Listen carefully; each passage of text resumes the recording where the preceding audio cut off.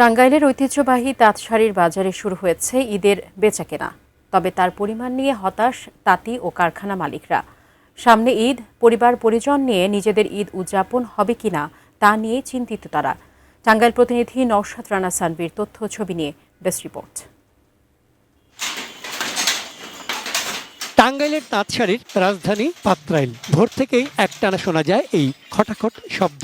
হাতচালিত তাঁতের এই ছন্দবদ্ধ শব্দই রচনা করেছে টাঙ্গাইল শাড়ির জিআই ও ইউনেস্কো স্বীকৃতির গৌরবগাথা। ঈদ, পূজা, পার্বণে দোচক ভরা স্বপ্ন নিয়ে শাড়ি বুনতে বসেন টাঙ্গাইলের তাঁতিরা। নিপুণ হাতের ছোঁয়ায় তৈরি করেন নকশাদার শাড়ি। এবারও ঈদকে সামনে রেখে শাড়ি বুনতে বসেছেন তারা।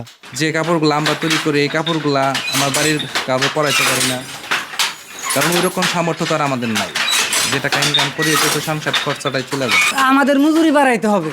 শুনেছি এই শাড়ি নাকি এই সরকারের কাছে হয়েছে, পুরস্কার প্রাপ্ত হয়েছে, কিন্তু পাইলে কি হবে? আমাদের তো কোনো লাভ হয় নাই। আসলে আমাদের এই জিনিসটা খুব কম চলে। এটা যদি সরকার যদি এটা উদ্যোগ নিয়ে যদি এটা যদি বিদেশে রপ্তানি করতে পারতো, এটা ভালো চলতো, আমরা ওটা মজুরি বেশি পাইতাম।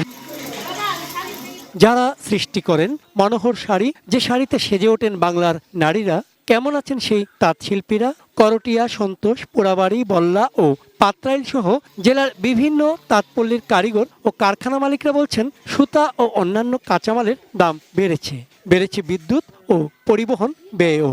সবই বাড়তি, শুধু ঈদের বাজারে বেচা বিক্রি কম। এটাকে পৃষ্ঠপোষকতা দিতে হবে, নচেত এই শিল্পটা ওদের হারিয়ে যাবে। হতচ্ছাড়া অবস্থায় আছি আমরা। কারণ আমরা এই প্রতিবেশী দেশগুলোর থেকে যে আমদানিকৃত কাপড়, এই কাপড়ের সাথে টক্কা দিয়ে বাজার ধরে রাখতে পারছি না। টাঙ্গাইলের অর্থনীতির তাঁত শিল্প একটি গুরুত্বপূর্ণ খাত। একে টিকিয়ে রাখতে প্রয়োজন সরকারের নীতিগত সহায়তা ও কার্যকর উদ্যোগ। আসছে ঈদের জন্য শাড়ি বুনছেন টাঙ্গাইলের তাঁতিরা। তবে বেচাকেনায় আশাবাদী হতে পারছেন না তারা। নিজেদেরই ঈদ হবে কিনা কাটছে না এই সংশয়। চন্দন পাল, ডেস্ক রিপোর্ট, এটিএন নিউজ।